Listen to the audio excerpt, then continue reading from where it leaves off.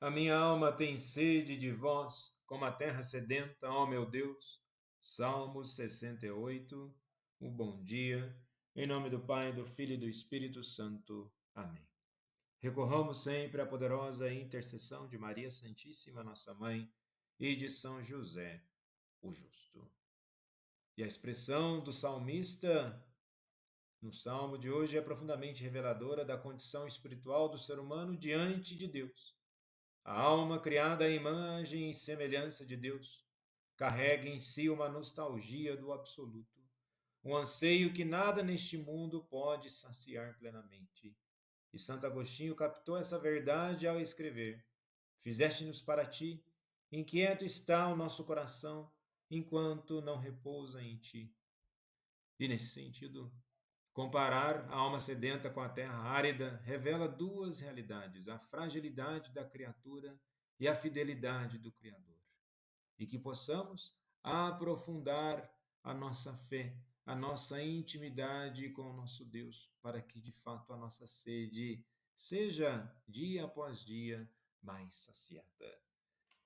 E na liturgia de hoje celebramos o ofício da memória dos santos mártires John Fisher e Thomas More. Ambos santos ingleses que foram martirizados pela sua fé. Testemunho de vida, convicção no Deus vivo e ressuscitado. E que possamos também ter coragem de testemunhar diariamente o Deus vivo ao qual nós cremos. Na primeira leitura de hoje, em Zacarias, capítulo 12, dos versículos 10 ao 11, e capítulo 13, versículo 1, rapidamente é interessante olhar para o contexto do livro de Zacarias. É um profeta do pós-exílio que encoraja a reconstrução do templo e renova a esperança messiânica. E os capítulos 9 ao 14 são oráculos apocalípticos no sentido de revelação, cheios de imagens proféticas sobre o futuro de Israel, o Messias e a salvação. E no capítulo 12, versículo 10, nós temos no texto a fala que está assim: espírito de compaixão e súplica que será derramado sobre o povo. Há também a expressão olharão para aqueles que transpassaram, que é extremamente significativa. O termo hebraico para transpassar, dakaru, refere-se a uma morte violenta. E aqui também temos o pranto descrito, que é comparado ao lamento nacional por um filho único e primogênito, o que expressa a dor profunda e comunitária. E nesse sentido, nesses três aspectos aqui mencionados, temos já uma leitura, por assim dizer, cristológica. Se compararmos na questão de que vai ser transpassado, nós temos a referência disso em João 19, versículo 37. Jesus é rejeitado, ele vai sofrer uma morte violenta. Depois temos, no capítulo 13, versículo 1, a fonte que purifica. E vejamos que na cruz de Cristo brotam água e sangue, conforme no versículo 34 do capítulo 19 do Evangelho de João. É a fonte de batismo e Eucaristia que purificam o pecado e alimentam a nova aliança. Santo Ambrósio diz que do lado de Cristo brotou a fonte do batismo e da vida eterna. E São Tomás de Aquino diz que da cruz jorraram os sacramentos da igreja. E nesse sentido, nós podemos aprofundar um pouco mais a nossa reflexão de que o choro pelo transpassado é mais do que um lamento histórico, é um ato de contrição.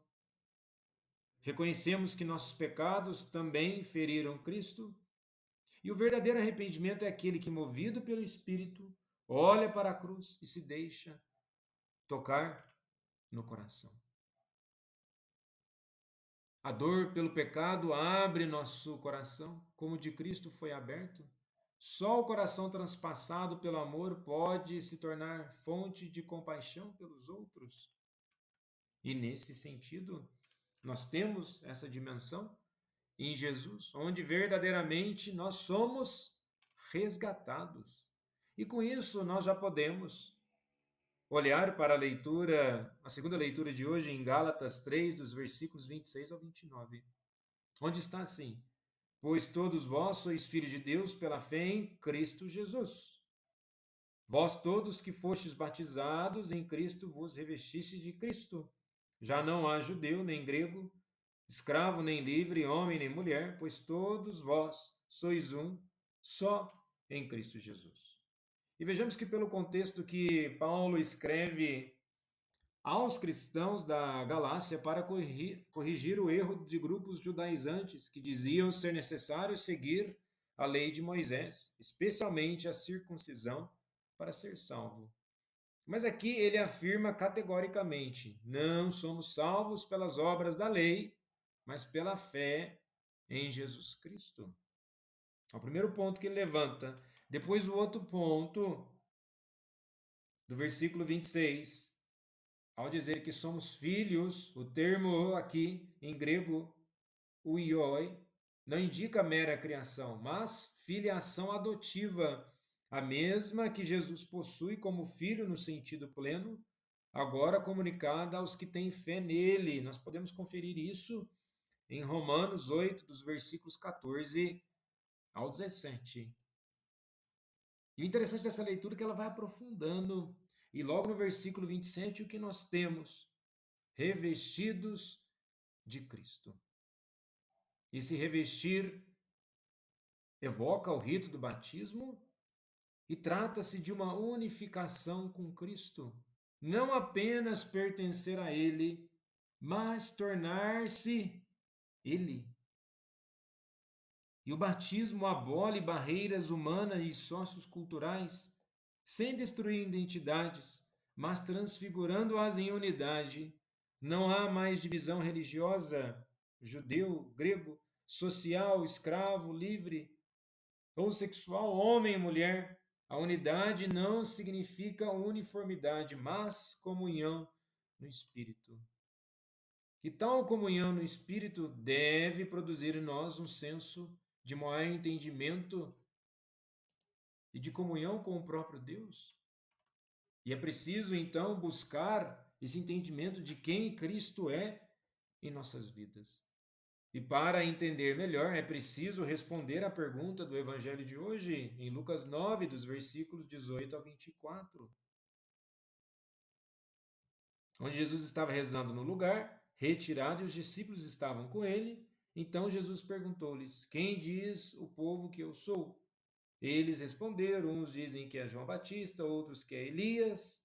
Mas Jesus perguntou: E vós, quem dizeis que eu sou? Nós podemos nos perguntar aqui: quem eu sou em Cristo?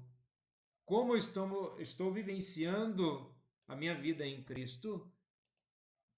Mas para entender isso, eu preciso também responder quem é Cristo para mim?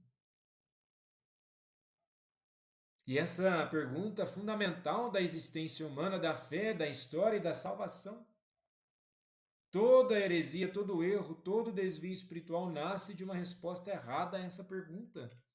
E Santo Irineu diz assim: não há nada mais salutar do que conhecer a Cristo verdadeiramente, e nada mais perigoso do que reduzi-lo a uma projeção humana.